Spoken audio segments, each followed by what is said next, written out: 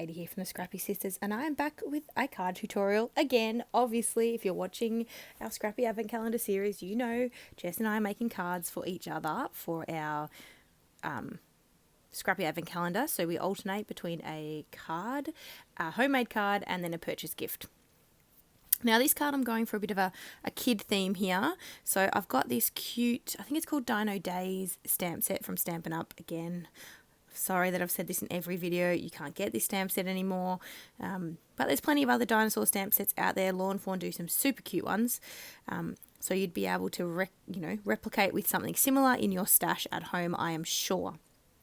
I'm also using Stampin' Up! Paper. I think it was also called Dino Days. I can't remember, but it's a dinosaur themed paper as well. I am just trying to use up all of my stash. So I used to sell Stampin' Up! Again, I've said this before in my videos this month for our advent calendar, but I'm just trying to use up all of my pattern paper that I have and then make use of some of my stamps, and then I'm probably going to sell some of them, to be honest. I just don't do as much card making that I require quite as many stamps as I have. And I would like to, gain some more stamps from some other companies that I really like as well. So I have stamped out the sentiment there that says "You're rawsome," because that I'm going to make a landscape card. Gee, I had to think about the right word then. A landscape card and a vertical card. You can see to the left hand side there I've kind of set up how I want my card to look, and I've cut out the number 5. Jack's turning 5 this year, but also so are Jess's friends of a similar age. So I decided to make a card with the number 5, knowing that she would be able to use it for somebody's birthday, whether it's Jack's or not. And I actually, when I was playing around with my sample cards, you can see the card that has the number 2 on it in the top left there.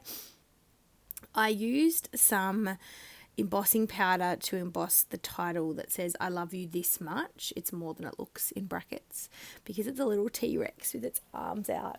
It's so cute. Anyway, and I actually embossed 2 of them, heat embossed 2 of them with the white embossing powder. And this one's not perfect that I'm putting on the card, but rather than waste it, I actually am just going to use it on this card. So you don't see me do that part on camera because, as I said, I had a spare one there already. So I am sticking my little dinosaur. Now I have fussy cut these dinosaurs. I didn't stamp them.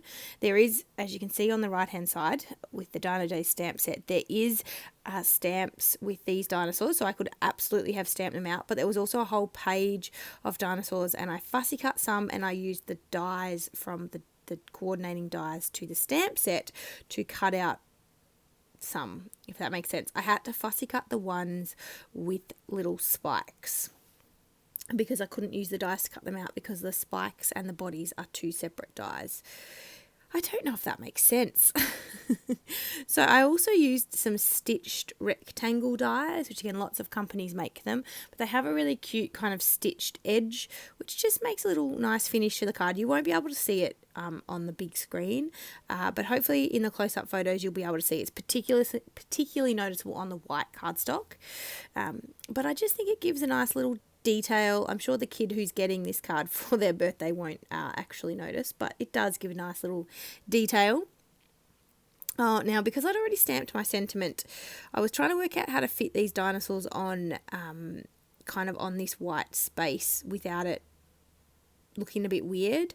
So these are all the dinosaurs that I'd fussy cut. So you can see me here looking through my stash, just seeing what I've got that I could add. I decided to go with the dinosaur with the long neck. What are they called? A stegosaurus? Anyway, the dinosaur with the long neck and the flying dinosaur. We're all about the correct terms today. And I'm adding those onto the page instead of the ones that I had chosen originally, but that's okay. I think the stegosaurus looks good with the long neck. It kind of frames the sentiment a little bit. And then I add the little flying dinosaur, and then I just feel like it needs a little something down in the bottom there. I don't love what I ended up putting down there, but it's stuck on good and proper and it's not coming up. So we're just going with it. In the Stampin' Up! Collection, they had some enamel shapes that went along with this collection. So they're the same colours as the background paper, the pattern paper.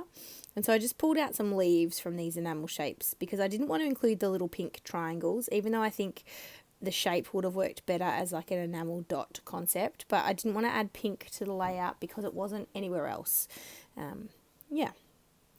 So add 3 little leaves, and then I think we're done. I'll show you the close-up photos in a minute, but this is my card. Now, I don't know what day this is going up. I do actually have it all planned out, but I don't have that recorded piece of paper in front of me to see what day it's going up. But I hope you're enjoying our cards and our series. We love having you along for the ride. We love this time of year, so thank you so much for watching. We hope you're enjoying our daily videos. Here are my close-ups, and I look forward to seeing you guys in our video tomorrow. All right, guys, bye.